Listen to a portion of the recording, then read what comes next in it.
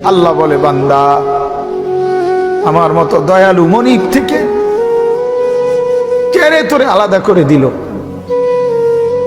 মা গাররাকা, আরে বান্দা আমার থেকে কেন আলাদা হলি?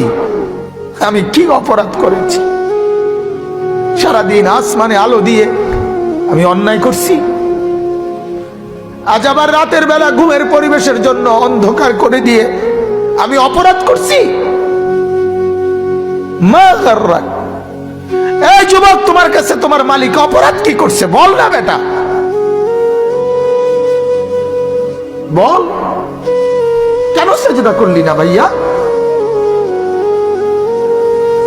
আল্লাহ তোমার কাছে কি অন্যায়টা করছে? কি অন্যায়, কি না দিছে মালিক? মা গাররাকা বিরাব্বিকাল কারীম, এটা আল্লাহর ডাক। আল্লাহ বলেন, বান্দা কে রে তোরে আমার থেকে আলাদা করলো? কেন রে তুই আমারে ছাড়লি? আমি কি দোষ করছি?